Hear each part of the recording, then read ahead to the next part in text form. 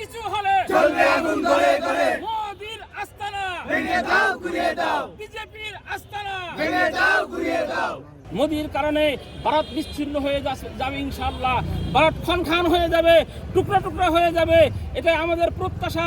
গুজরাটের এই কসাই, সেখানে মুসলমানদেরকে যেরকমভাবে অত্যাচার করা হয়েছে, নিপীড়ন করা হয়েছে, এরপরে এই ভারতের এই মোদির দল বিজেপি, মোদি প্রধানমন্ত্রী হওয়ার পর থেকে ভারতের যে ঐতিহ্য, ধর্ম নিরপেক্ষতা, অর্থাৎ প্রত্যেক ধর্মের লোক, হিন্দু, বৌদ্ধ, খ্রিস্টান, ইহুদি, সমস্ত ধর্মের লোক, সমস্ত জাতির লোক ভারতে সহ অবস্থান বসবাস করবে, এটাই হলো ভারতের নিয়ম।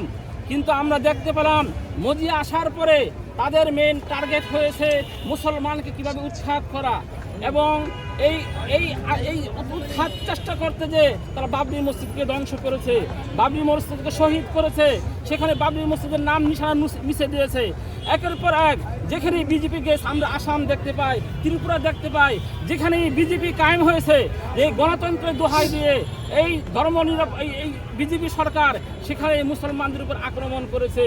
এবং আমরা দেখতে পাই এই বুধবার দিন নির্বাচনে সেখানে বিজেপির দল বিজয়ী হয়েছে। মমতা ব্যানার্জি সে যদিও হিন্দু হয়ে থাকে, কিন্তু সেখানে মুসলমান সহ সমস্ত ধর্মের লোকেরা শান্তিতে বসবাস করতে পেরেছে। কিন্তু যেদিনই নির্বাচনের ফলাফল ঘোষণা হয়েছে, এরপর থেকেই মুসলমানদের দোকানপাট, মুসলমানদের বাড়িঘর, এবং সে বলেছে এখানে বাংলা হবে, অর্থাৎ ইসের মতন, এই কি জানি বলে, ফিলিস্তিনের মতন হবে।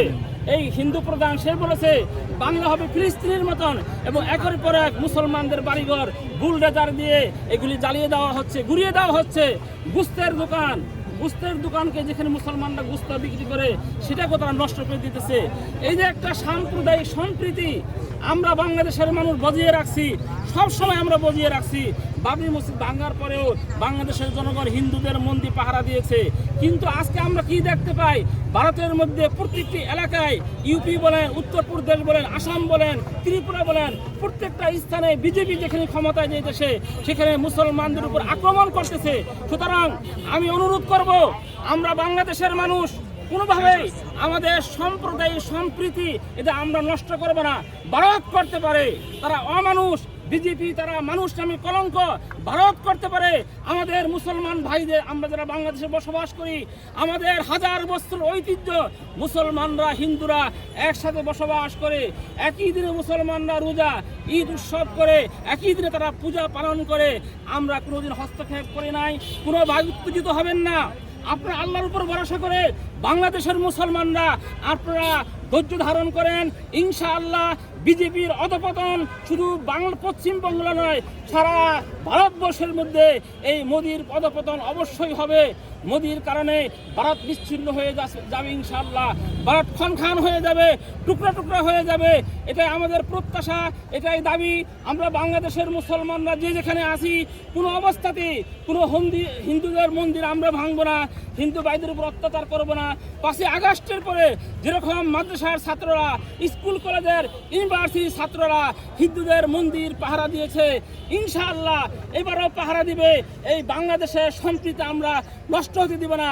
কিন্তু আমরা রাষ্ট্রীয়ভাবে প্রতিবাদ জানানোর জন্য সরকারকে উদাত্ত আহ্বান করব, যেরকমভাবে উত্তর পশ্চিমবঙ্গে মুসলমানদের উপরে আক্রমণ হচ্ছে, এরকমভাবে আক্রমণ হলে এদেশের জনগণ ধৈর্যহারা হয়ে পড়বে।